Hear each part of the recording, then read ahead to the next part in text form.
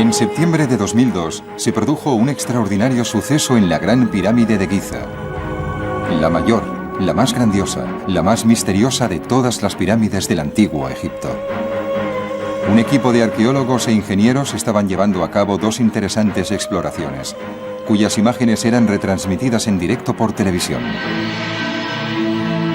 En el antiguo cementerio de los constructores de las pirámides se iba a proceder a la apertura de la tumba sellada más antigua jamás hallada en Egipto. Se creía que pertenecía al supervisor más importante de todo el proyecto arquitectónico de las pirámides. Al mismo tiempo se estaba llevando a cabo una exploración subterránea en el interior de la Gran Pirámide. Un robot ascendía lentamente por un túnel para descubrir lo que había tras una misteriosa puerta. Los nuevos espacios explorados por el robot en la pirámide iban a ayudar a los egiptólogos a comprender el objetivo de la misma. Estamos tratando de descubrir lo que los constructores tenían en mente hace más de 5.000 años. Uno tiene sus ideas, sus esquemas mentales, pero al final se encuentra con una sorpresa, y esto es lo que ha ocurrido con este pequeño túnel. Este momento es muy importante para nosotros. Esa puerta ha sido uno de los descubrimientos más importantes de finales del 2002.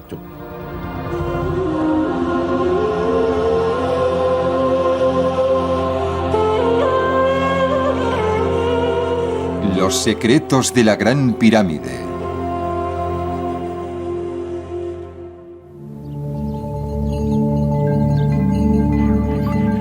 Es increíble lo poco que se sabe sobre la Gran Pirámide. ¿Cómo se construyó? ¿Cuál era su objetivo? ¿Existen todavía cámaras ocultas sin descubrir en su interior? Los arqueólogos han tratado de contestar a estas preguntas durante años.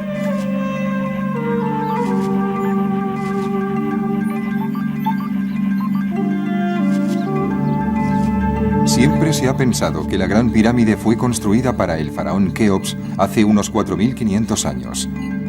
Pero por lo que sabemos, no se ha hallado absolutamente ningún resto de Keops en el interior de la pirámide. Keops se pasó toda su vida preparando su funeral y su muerte.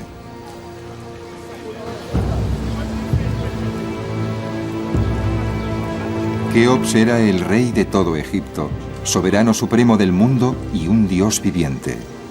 Y su destino era unirse a los otros dioses en el cielo. Durante el día sería el dios Sol. Por la noche una de las estrellas del norte que nunca se pone en el firmamento nocturno.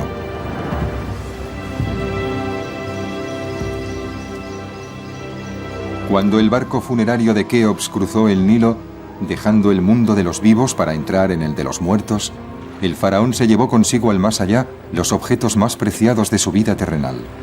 No se sabe lo que ocurrió con este tesoro. Casi con toda seguridad fue enterrado con su cuerpo en la Gran Pirámide, que los egiptólogos consideran hoy la tumba de Keops. La pirámide ofrece un lugar de descanso seguro para el cuerpo del rey, donde puede permanecer intacto e íntegro durante toda la eternidad. Pero es más que eso, porque es como una máquina que proporciona al rey la energía necesaria para ser transformado en la otra vida y vivir como un dios en la esfera celestial. Pero lo que no se ha entendido nunca es cómo pensaban los egipcios exactamente que la pirámide ayudaría al faraón a alcanzar la esfera celestial. Los arqueólogos creen que la respuesta sigue oculta en su interior. Cualquier detalle que descubramos acerca de la Gran Pirámide es importante, porque todo funciona conjuntamente en esta máquina, cuyo único propósito es llevar al faraón a la otra vida.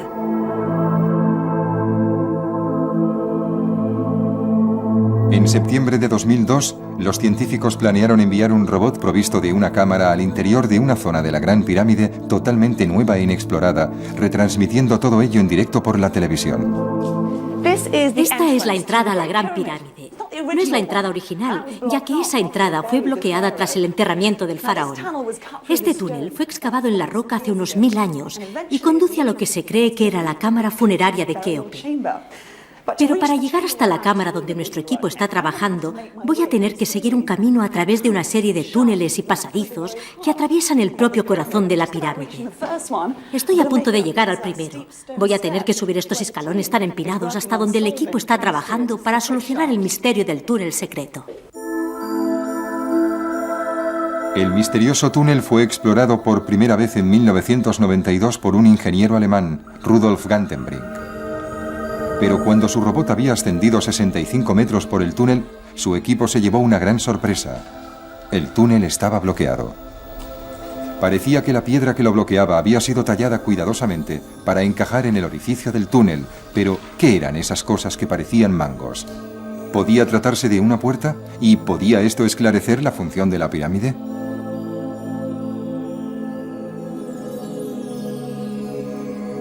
Fascinado por este misterioso túnel y la piedra que lo sellaba, el doctor Zahi Hawass, jefe de antigüedades de Egipto, soñaba con poder desvelar el misterio. He estado esperando esto durante toda mi vida. En 2002 se construyó un nuevo robot, un ingenioso mecanismo capaz de transportar una serie de herramientas y cámaras. Un nuevo equipo obtuvo un permiso especial para acceder a la pirámide.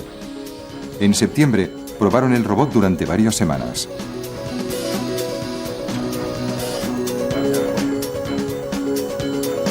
La tarea no era fácil. La piedra estaba a 65 metros de altura y el túnel era muy empinado. Pero el equipo estaba por fin preparado para enviar al robot a esta misión final. Bueno, la primera parte del viaje ya ha terminado. Me falta la respiración.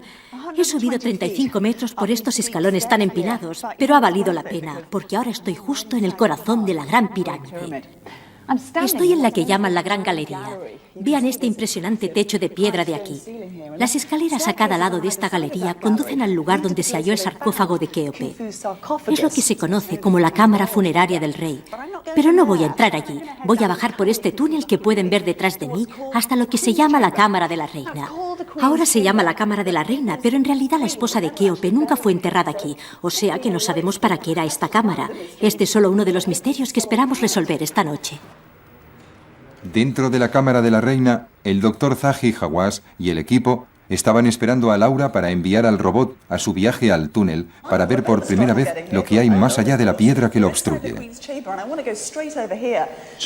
El robot destinado a ascender por el empinado túnel hasta llegar a la piedra, o puerta que lo bloqueaba, llevaba una minúscula cámara al final de una larga sonda. Mira, esa es la cámara que va a cruzar la puerta. Tiene que caber dentro de este túnel de 18 o 20 centímetros cuadrados. Zahi, te tengo que hacer una pregunta que todo el mundo se estará haciendo en su casa. ¿Alguien ha echado ya una ojeada? No, pero tengo algunas ideas de las que podremos hablar esta noche. El viaje de este robot a lo desconocido no era la única emoción de la noche. A tan solo 1,5 kilómetros de la pirámide tenía lugar otro acontecimiento único. El doctor Hawass había dado permiso para abrir una tumba recientemente descubierta. Los jeroglíficos decían que perteneció a un capataz de las obras llamado Nesut Wessert. Se trataba de un descubrimiento singular. Era el sarcófago sellado más antiguo jamás encontrado en Egipto.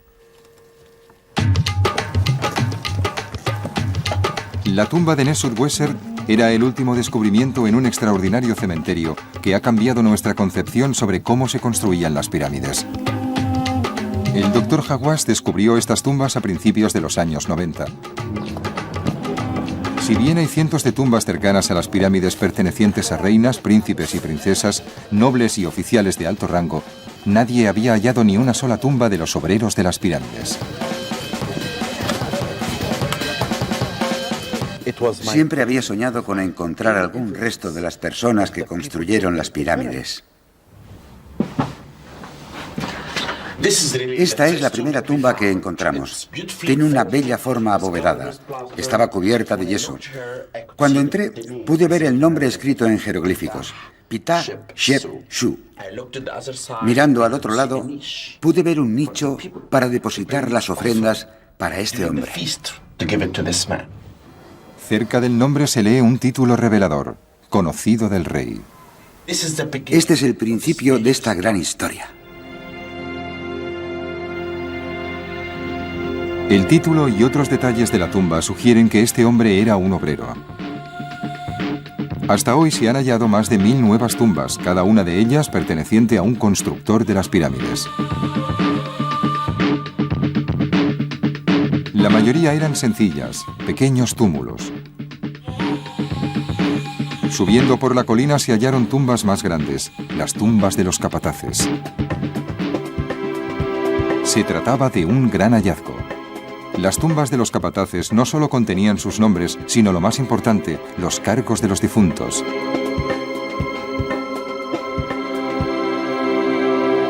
Empezaron a revelarse detalles fascinantes sobre la forma en que fueron construidas las pirámides. El capataz de los hombres que arrastraban las piedras. El capataz del lado oeste de la pirámide. Cada nuevo cargo revelaba cómo se habían organizado los egipcios. Como el faraón, los trabajadores se llevaban consigo lo esencial para su vida eterna. En su caso, docenas de jarras de cerveza, seguramente llenas. También se llevaban cosas más prácticas, como sus herramientas. Esta es la clase de herramientas que utilizaría un artista para esculpir el rostro de una estatua, para hacerlo liso y para hacer el busto de la estatua o las piernas. Si uno las toca, puede sentir la mano del obrero que las utilizó hace 4000 años. Los tesoros de las tumbas de Giza están guardados en un almacén especial, un lugar al que las cámaras de televisión no han accedido nunca. Pero para el Dr. Hawass, los objetos más extraordinarios de aquí son las estatuas, que nos muestran el aspecto que tenían los obreros. Esta estatua es muy importante para mí porque es la primera que hallamos en nuestra excavación. Es una mujer moliendo grano.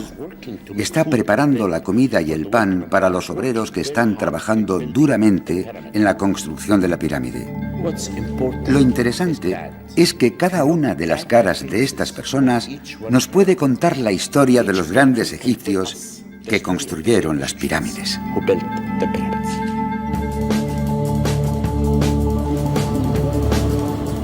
La última y posiblemente la más interesante de todas las tumbas descubiertas en el cementerio de los obreros es la de Nesut-Wessert. Era el capataz más importante de todo el proyecto de las pirámides, y el día 16 de septiembre de 2002 se iba a abrir su sarcófago.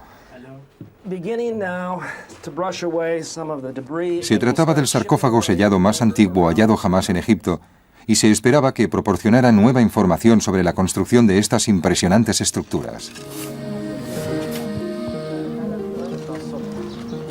Nesut-Wessert parece haber sido el capataz a cargo del aprovisionamiento de los constructores. El significado de esto se estaba investigando justo debajo de las tumbas de los obreros en otro yacimiento arqueológico por el egiptólogo Mark Lehner.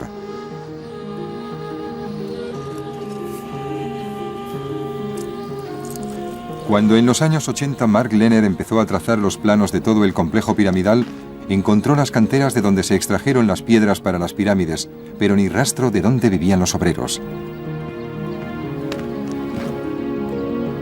Mark sabía que en algún lugar se ocultaba una gran ciudad, la ciudad perdida de las pirámides.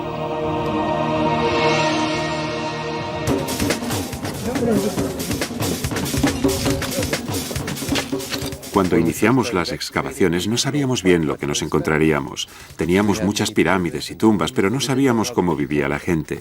Cuando decenas de miles de personas se reúnen para construir una pirámide, ¿qué tipo de huellas dejarán? A menos de 1,5 kilómetros de la Gran Pirámide, en las afueras de un barrio del Cairo, Mark encontró esas huellas. En una de las primeras temporadas de excavaciones, una máquina hizo un agujero en el yacimiento y casi destruyó 3 grandes cubas de cerámica. Estas cubas de cerámica aparecieron sobre una capa de ceniza negra. Supusimos que habíamos hallado una antigua panadería, por las imágenes que aparecen en algunas tumbas que muestran cómo se mezclaba la masa en grandes cubas, pero nunca habíamos encontrado una panadería donde hicieran esto de verdad. El interés de Mark creció a medida que fueron hallando más y más panaderías. El hecho de hallar cientos de panaderías nos dio una idea de cómo se hizo la pirámide en los comienzos de la historia de Egipto. No tenían enormes fábricas de pan, sino que optaron por hacer estas tareas en sus hogares, en sus casas, y repetirlas muchas veces. Se hacía pan a escala industrial, no para uso doméstico.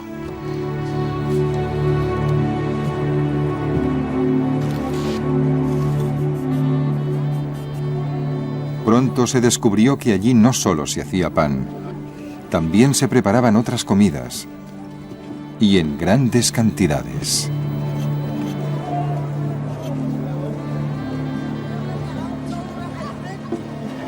En nuestras excavaciones de las ruinas de esta ciudad de las pirámides hallamos miles y miles de fragmentos de huesos de vaca. A lo largo de la calle principal de la ciudad encontramos este tipo de huesos que debieron sobrar de cortar la carne, huesos de mandíbula y dientes. Esto nos hizo pensar que una gran parte de la calle y de la ciudad estaba dedicada al sacrificio del ganado y la preparación de la carne.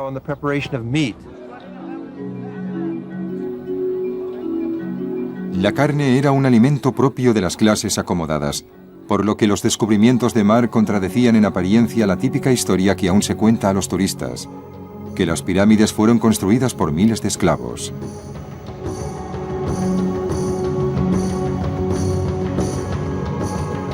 Mark se dio cuenta de que los egipcios trataban muy bien a sus obreros. Tenemos huesos de vaca suficientes para alimentar a miles y miles de personas que comiesen carne cada día durante casi un siglo. De hecho, justo el tiempo que se habría necesitado para construir las 3 grandes pirámides de Giza. Al seguir con la investigación, Mark descubrió lo rica que era en proteínas la dieta de los constructores.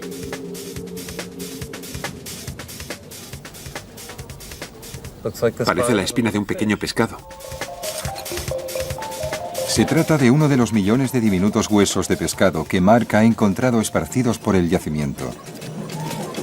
O sea que, además de carne, a los obreros de la ciudad perdida les daban enormes cantidades de pescado del Nilo.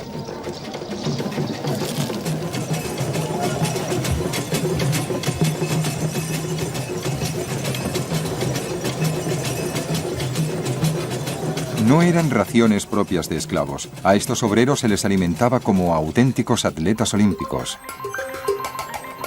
Mark tenía ya una idea bastante buena de lo que comían, pero ¿dónde tenían lugar estos festines?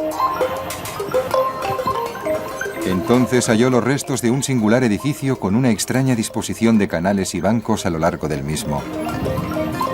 Debajo de estos bancos empezamos a ver bases de columnas de piedra caliza como esta, y al ver agujeros en los bancos, justo encima de su base, nos dimos cuenta de que había delgadas columnas de madera cada 5 codos egipcios.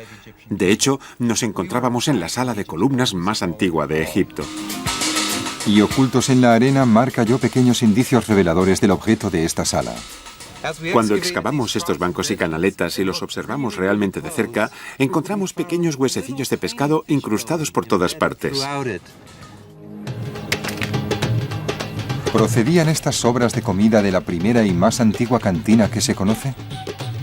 Quizás este era el lugar al que los grupos de obreros venían a comer cada mañana. Una dieta rica en proteínas era la preparación ideal para la jornada y para la fenomenal tarea que estaban llevando a cabo.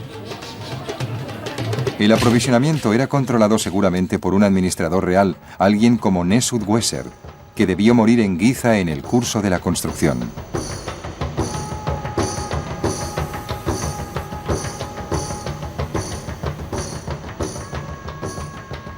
En septiembre de 2002, su sarcófago iba a abrirse con la esperanza de que la tumba de un obrero tan importante como él proporcionase nuevos datos sobre la construcción de las pirámides.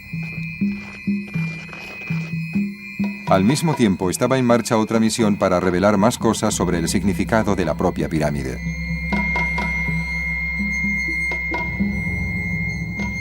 Un robot ascendía lentamente a través de un pequeño y largo túnel hacia una puerta. No se sabía el objeto del túnel ni lo que había tras la puerta.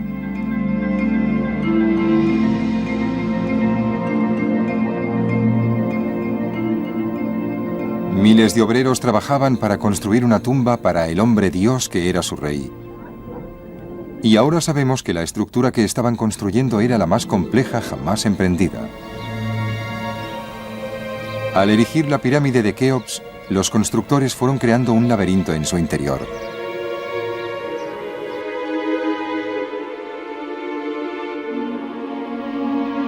A medida que se colocaba cada capa de piedras, se construían también todas las galerías y pequeños túneles.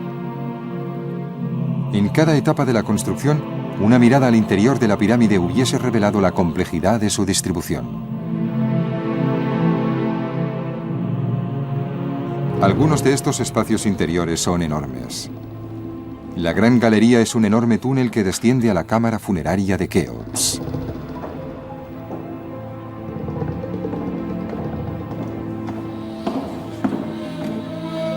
A la entrada de la cámara funeraria, los obreros de la pirámide construyeron un mecanismo para detener a los ladrones de tumbas.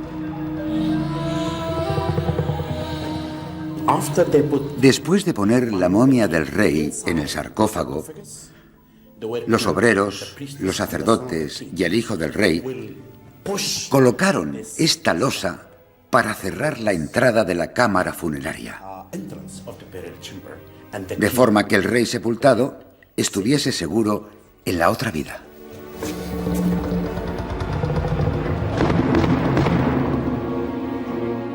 Pero estas piedras no pudieron proteger al rey. Hace tiempo que desaparecieron.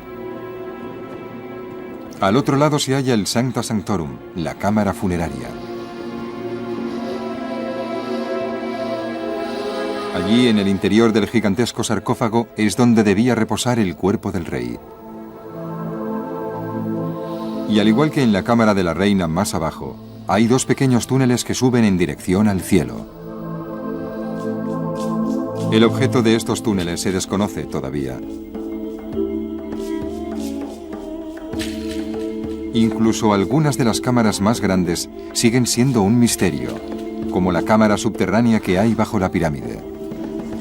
Está a casi 30 metros de profundidad y solo se puede llegar a ella por un empinado túnel. Esta vasta estancia fue excavada en la roca, pero nunca se finalizó. Nadie sabe cómo todos estos túneles y cámaras ayudaban al espíritu del rey a alcanzar su destino divino en el más allá.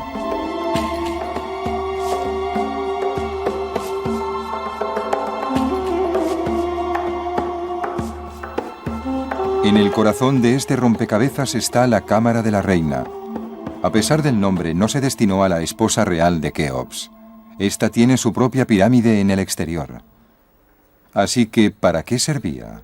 Se ha sugerido que la cámara contenía una estatua del rey, una estatua que habría albergado el alma del rey. Los egipcios pensaban que era importante que el espíritu pudiese volver al cadáver, al cuerpo, para recibir alimento y energía. En los templos de culto se hacían ofrendas de comida por la mañana y por la noche, para que el espíritu del difunto pudiese vivir en el más allá. Pero el espíritu podía ocupar también una estatua que habría servido como una especie de cuerpo de reserva. ¿Podía ser esta la clave del propósito del pequeño túnel que el robot estaba explorando y de la función de la propia pirámide?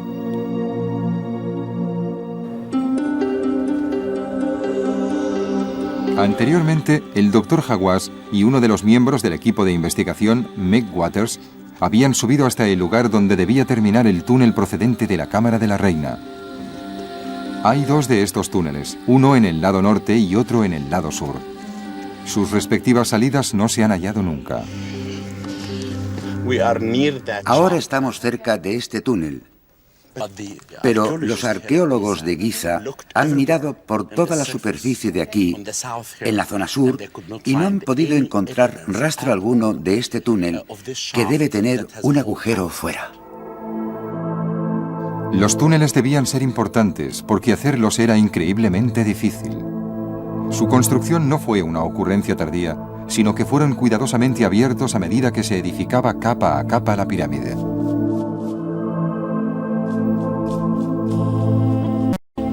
Nadie tenía idea de para qué eran estos túneles y siempre se los ha considerado túneles de ventilación. Pero a pesar de la meticulosa búsqueda, Meg y el Dr. Hawass, como todos aquellos que les habían precedido, no pudieron hallar la salida de los túneles. No creo que estén allí para permitir la entrada de aire en la pirámide. Tienen que ver con el sistema de creencias de los egipcios y el fin para el que construyeron esta obra. ¿Puede decirme para qué eran los túneles? Mi teoría, lo que yo creo, es que el túnel del sur funcionaba como un pasillo simbólico para el alma del rey, en su encarnación del dios Sol Ra. Simbólicamente, en la mente de los egipcios, el alma del rey viajaría por este túnel. El del norte también es un pasillo para que el rey, en su encarnación del dios Horus, se una a las estrellas del norte. Posiblemente estos túneles proporcionaban al rey los medios para poder ascender como espíritu hacia los cielos y luego regresar y unirse a su cuerpo. Es una vía de doble sentido para que abandone y regrese a la tierra cuando lo desee.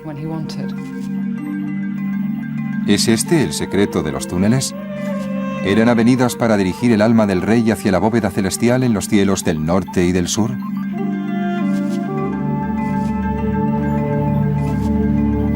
Todos depositaban en el robot sus esperanzas de resolver el misterio.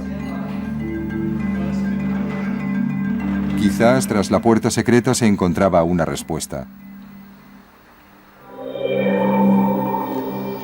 Pero cuando el equipo del robot llegó por primera vez a la Gran Pirámide en el verano de 2002, se encontraron con que su tarea iba a ser más difícil de lo que habían imaginado.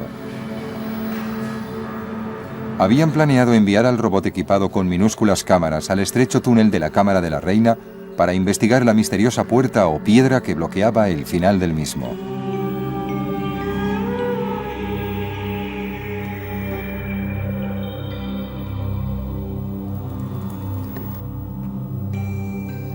Al principio se sentían muy optimistas, ya que el túnel era liso y fácil de escalar.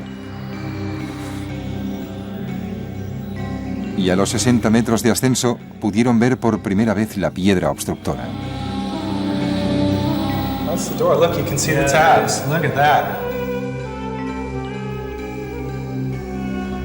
Pero había un problema. Justo delante del robot, la superficie del túnel se desnivelaba, formando casi como un escalón.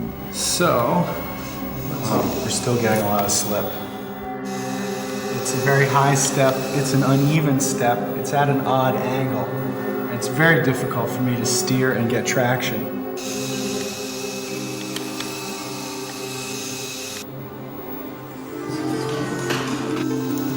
Okay. All right. Yeah. Okay. Finalmente lo consiguen, pero entonces se produce un desastre.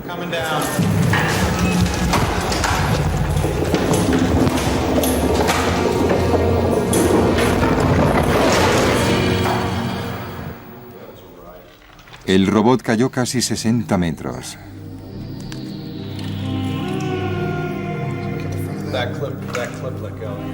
Afortunadamente sobrevivió y pudo continuar para hacer su primer viaje hacia la losa de piedra. El Dr. Hawass y el equipo consiguieron ver por primera vez la losa de piedra con sus intrigantes tiradores de cobre.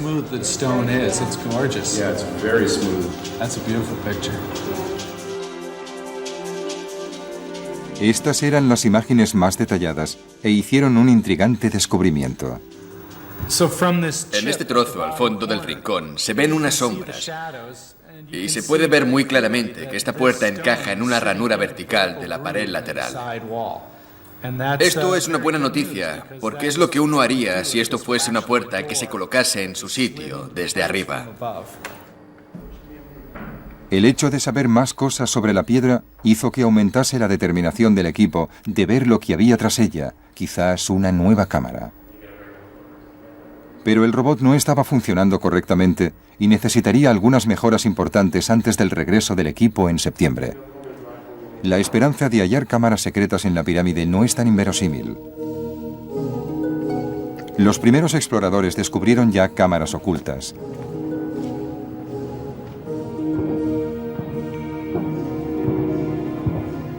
En el siglo XIX, cuando se utilizó dinamita para buscar el tesoro perdido del faraón, se hizo uno de los descubrimientos más increíbles jamás realizados en la Gran Pirámide.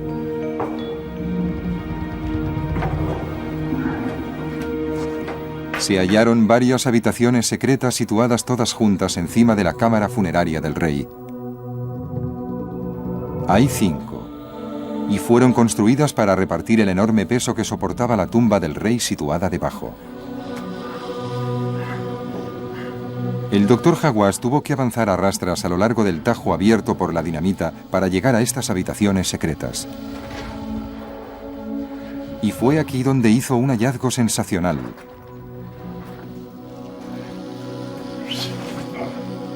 Antiguos jeroglíficos que demostraban que las pirámides fueron construidas por equipos de obreros. Cada equipo se compone de 1000 obreros y se divide a su vez en pequeñas unidades a las que llamaban files. Un file es una palabra griega que significa tribu. Cada tribu se componía de 200 obreros. Las files se dividían a su vez en pequeños grupos, cada uno con un nombre. El Magnífico, el Verde, Resistencia, incluso había uno llamado Perfección. Pero los egiptólogos se quedaron aún más fascinados por lo que encontraron en la cámara superior.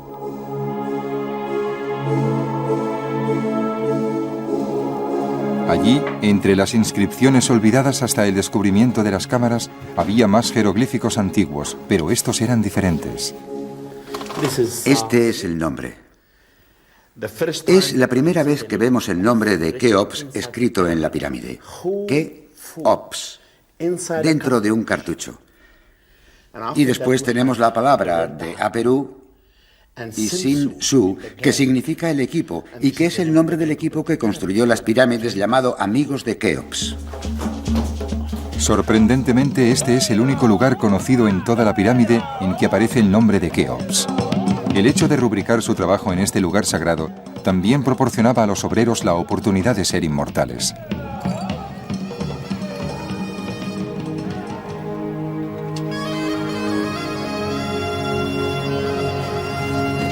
Estas inscripciones eran casi todo lo que se sabía sobre los constructores de las pirámides hasta que sus tumbas fueron descubiertas por el Dr. Hawass.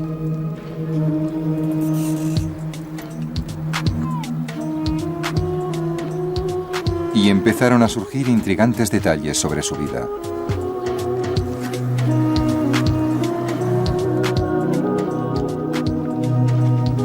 Y no tan solo a partir de los objetos de las tumbas, sus esqueletos también han contribuido a reescribir la historia. Antes de encontrar las tumbas, el Dr. Hawass estaba harto de oír que las pirámides habían sido edificadas por un ejército de esclavos.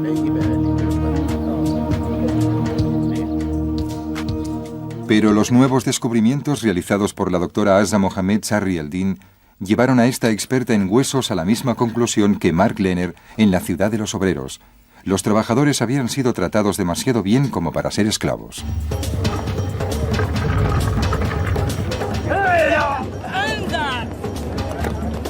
Construir las pirámides sin utilizar la rueda, la polea o el torno fue un trabajo penoso y los accidentes debieron ser habituales. Pero los huesos de los obreros sugieren que muchos sobrevivieron a lesiones gracias al asombroso nivel de los cuidados médicos recibidos.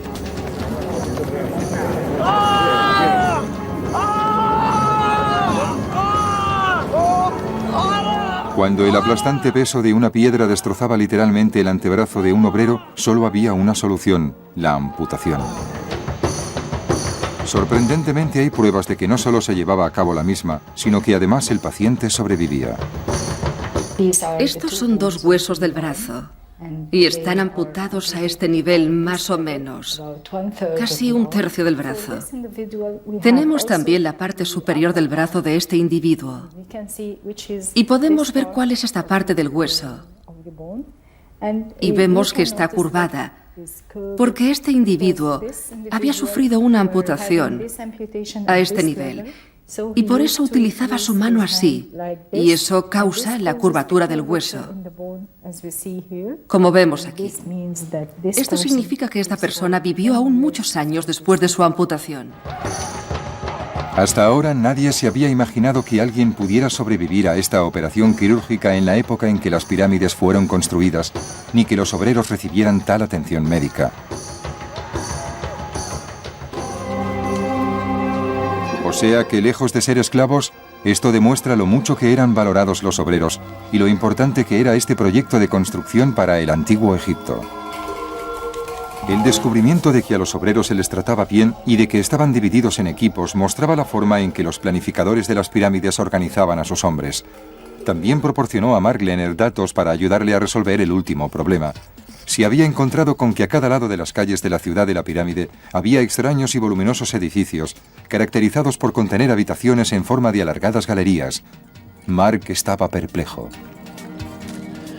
Al principio pensamos, bueno, no sabemos qué es esto. Es bastante raro. Y no nos lo esperábamos en absoluto.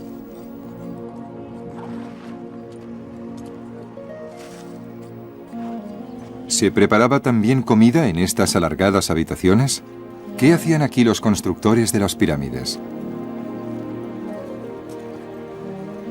Entonces un día Mark tuvo una idea.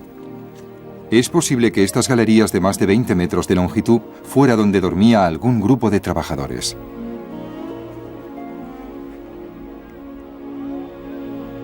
Quizás era el dormitorio del equipo Perfección, o incluso de un grupo como los amigos de Keops.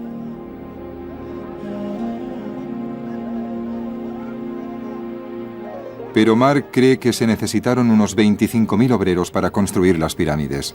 En estas galerías solo hay espacio para unos 2.000, así que ¿dónde dormían los demás obreros? Es muy posible que la zona de obras, el solar de construcción en su totalidad, fuese un campamento. Es razonable pensar que la gente estuviese acampada alrededor de la mina y de la propia pirámide durante el tiempo que duraron las obras.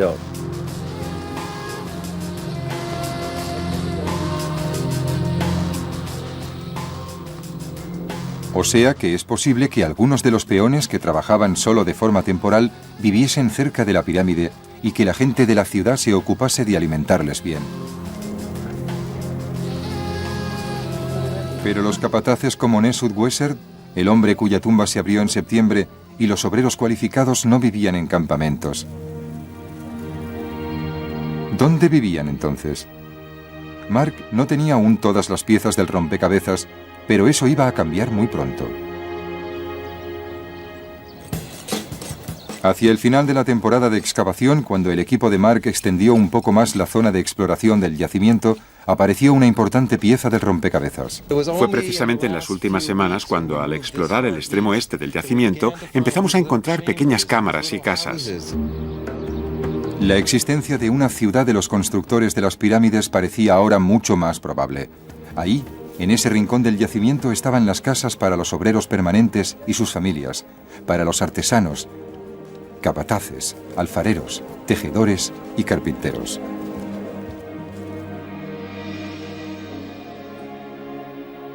Gracias a estos nuevos descubrimientos, Mark Lehner pudo hacerse una idea bastante aproximada de cómo debía ser Giza. La primera ciudad industrial del mundo, rodeada de las casas de los artesanos y sus familias, y con un extenso campamento para los trabajadores temporales. Un proyecto de construcción increíblemente bien organizado. Y detrás de esta organización, uno de los trabajadores más importantes fue el capataz Nesud Wessert. El 16 de septiembre de 2002 se iba a abrir su sarcófago para tratar de hallar más datos. Vamos a hacer todo lo que podamos para llevar nuestra cámara al interior.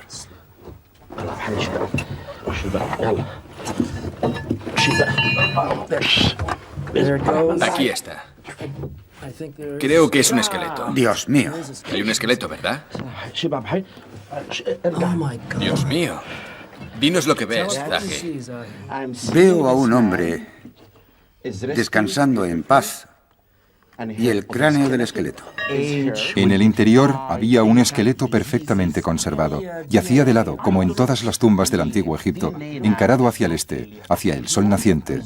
Pero, ¿había algo más enterrado con el esqueleto que pudiese contarnos más cosas sobre Nesud Wessert? ¿Ves algún objeto, Zahi? ¿Algún amuleto? ¿Sabes, Jay? Ahora mismo prefiero no tocar esto. Se llevará cada fragmento del esqueleto al laboratorio para ser examinado por rayos X. Así sabremos cuál era su edad, cuándo murió, si sufrió alguna enfermedad. El cráneo parece estar del todo intacto. ¿Dónde está mi cepillo? Quiero limpiar este hermoso rostro y decirle a este hombre que le cuente al mundo que los egipcios fueron los constructores de las pirámides. Este es el mensaje de Nesut Wessert. Me alegro de que el cuerpo de este hombre se salvase. Al día siguiente de la apertura del sarcófago de Nesut Wessert, la experta en huesos, la doctora Asa, fue a examinar el cadáver.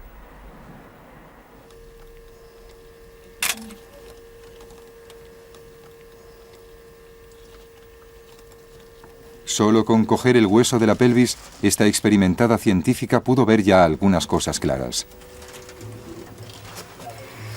Se trata de un hombre, no demasiado mayor, de unos 30 años de edad.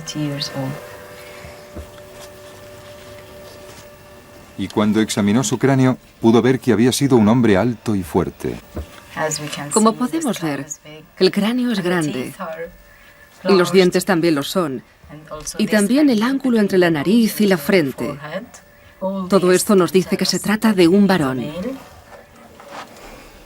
Pero todavía había una pregunta por responder. En la tumba de Nesut Wessert estaba inscrito el gran título de supervisor del distrito administrativo. ¿Qué podía decirnos el esqueleto sobre el papel que Nesut Wessert había desempeñado? Las respuestas estaban en los huesos de su espalda. La doctora Asa notó inmediatamente el grosor de los huesos de la columna vertebral. Este deterioro indicaba que Nesut Wessert había pasado algunos años arrastrando piedras o llevando pesadas cargas. Es decir, que este hombre, cuyo título sugiere que había tenido trato directo con el faraón, también había trabajado como peón para él alguna vez.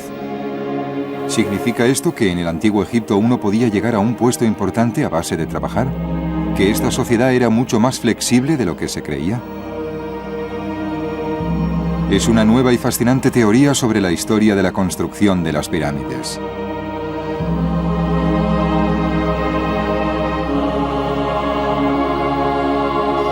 Pero el descubrimiento más significativo estaba a punto de producirse al acercarse el robot a la puerta secreta. El misterio de lo que había tras ella iba a resolverse muy pronto. A principios de septiembre de 2002, el equipo regresó con un nuevo robot y se puso a trabajar en el problema de cómo llegar hasta la losa de piedra y retirarla para ver qué había tras ella. El robot llevaba una rampa para pasar por encima del problemático desnivel. Si tenía problemas aquí, el proyecto estaría condenado.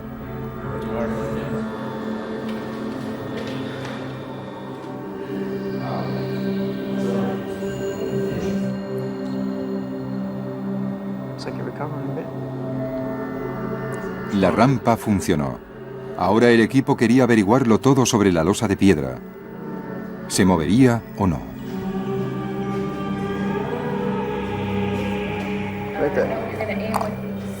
No pudieron mover la piedra, así que en este viaje el robot llevaba un instrumento para medir su grosor. Cuando vieron los resultados, los miembros del equipo se quedaron de una pieza. La piedra solo tenía 7,5 centímetros de grosor.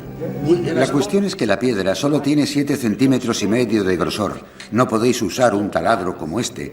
Tendría que ser uno muy fino. Tras muchas discusiones, el equipo fue autorizado a hacer un pequeño agujero en la piedra. Armado con un taladro adecuado, el robot ascendió por el túnel para realizar su misión más importante hasta el momento. Todos sabían que había que evitar romper la piedra.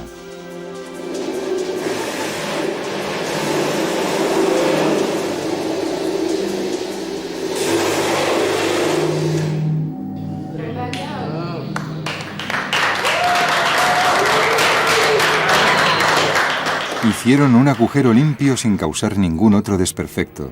¿Qué había al otro lado? ¿Y por qué había una losa de piedras y los túneles de la cámara de la reina tenían por objeto dirigir el espíritu del rey a los cielos? La respuesta puede estar relacionada con la magia. Un corredor bloqueado no supondría problema alguno para el alma del rey. No era necesario abrirlo para que el rey ascendiese. El medio principal de ir al otro mundo en cualquier tumba egipcia era lo que llamamos una puerta falsa. Tallaban en la piedra una puerta simulada, mágica, que puede comunicar con el más allá. Pero, ¿qué pasaba con los mangos de cobre de la puerta?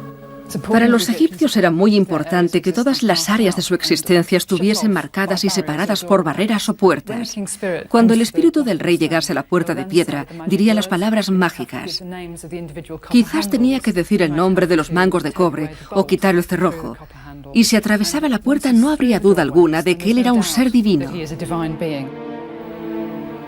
Por tanto, si la puerta de piedra es una especie de puerta falsa de carácter mágico, ¿habría algo tras ella? El robot estaba a punto de averiguarlo. Es la noche del 16 de septiembre. El robot está frente a la puerta, preparado para introducir la pequeña cámara a través del agujero y ver por primera vez lo que hay tras la puerta. Este es el momento de la verdad, ¿no es así, Zahi? El momento que todos hemos estado esperando. La cámara está situada frente al agujerito de 2 centímetros de la puerta de piedra. Vamos a seguir su progreso a través del agujero con la cámara y descubrir si hay algo detrás de la puerta. Y en ese caso, ¿qué es? Vamos a ver qué está pasando. A ver, las luces están encendidas. Ustedes pueden ver cómo la cámara va avanzando hacia el agujero. Zahi, ve diciéndonos lo que pasa. Justo ahora, la cámara está entrando en el agujero. Dios mío, mira eso. Los miembros del equipo están gritando. Tengo que decirles que este equipo de arqueólogos ha estado esperando este momento durante meses y meses. Esto es muy emocionante. ¿Qué estamos viendo, Zahi? Hay otra puerta sellada. ¿Otra puerta sellada? Sí. ¿Qué son esas marcas en la puerta? Son grietas. En otra puerta sellada. Estamos frente a un nuevo descubrimiento. Esto es increíble. Estoy muy contento de haber conseguido esto. Hemos hallado otro espacio, otra cámara sellada. Esto es increíble. Es la primera vez que se halla una cámara. La pequeña cámara sellada ha sido el primer espacio nuevo que se descubre en la Gran Pirámide desde hace 130 años.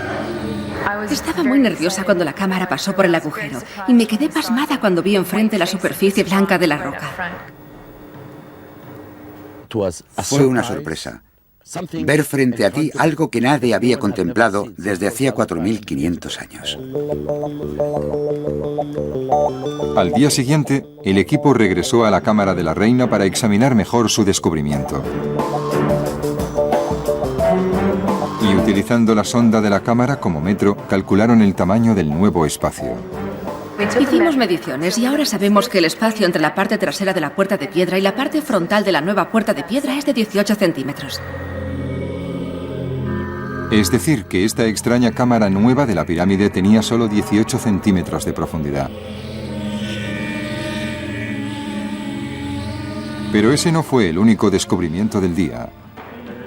El equipo decidió enviar al robot al otro túnel de la cámara de la reina, el túnel norte aún sin explorar. No se había explorado nunca debido a un gran obstáculo. El túnel norte no es recto.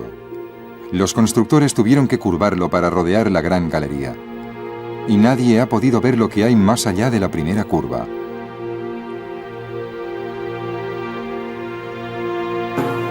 Tras realizar innumerables maniobras, el robot consiguió finalmente girar por la curva y se internó en lo desconocido.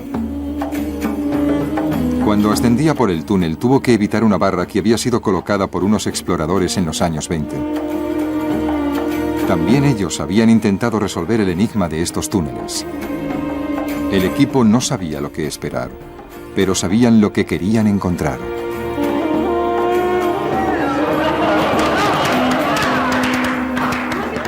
Y allí estaba, exactamente a la misma distancia que en el túnel sur, una pequeña puerta. La gemela de la puerta del túnel sur. Para Mark Lehner, el descubrimiento de la puerta de piedra del lado norte añade todavía más trascendencia a los túneles. El hecho de que haya una puerta de piedra con 2 misteriosos mangos de cobre en el túnel sur y que también en el túnel norte haya otra puerta de piedra con 2 misteriosos mangos de cobre confiere a todo esto una intencionalidad por parte de los constructores de las pirámides. Si de alguna forma estos mangos de cobre eran considerados cerrojos, podrían simbolizar los cerrojos de las puertas al cielo, a la estrella del norte y a la del sur. Si simbolizan eso, la cámara secreta no es otra cosa que la bóveda que lleva al cielo.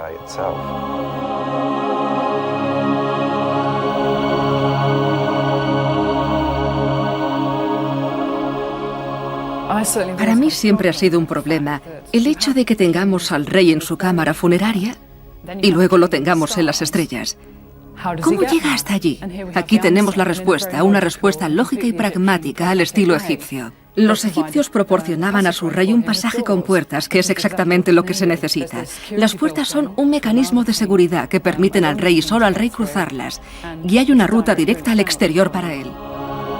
El descubrimiento de una cámara secreta abría la interesante posibilidad de que hubiese todavía más cámaras secretas en los túneles. El hecho de que haya un espacio abierto y luego otra losa podría indicar que hay una losa detrás de otra que bloquean el paso a la cámara del rey. Pequeñas puertas correderas como cierre simbólico de estos pasajes que descienden a la cámara de la reina. O sea que quizás en cada túnel haya una serie de puertas que deben ser traspasadas por el espíritu del rey. Pero estas puertas son mágicas. El misterio de por qué los túneles no tenían salida al exterior estaba resuelto. Estas puertas y los misteriosos túneles llevan tan solo a la otra vida. No me sorprendería que hubiese más puertas, porque alcanzar el más allá no es algo fácil. Hay muchas etapas. Por eso el rey tiene que cruzar una puerta y luego otra. Y quién sabe, quizás aún más puertas hasta que pueda alcanzar la otra vida. Este es un momento muy importante para nosotros. Esa puerta ha sido uno de los descubrimientos más importantes de finales del año 2002. Y creo que este es el principio de las reveladoras cámaras del interior de la pirámide.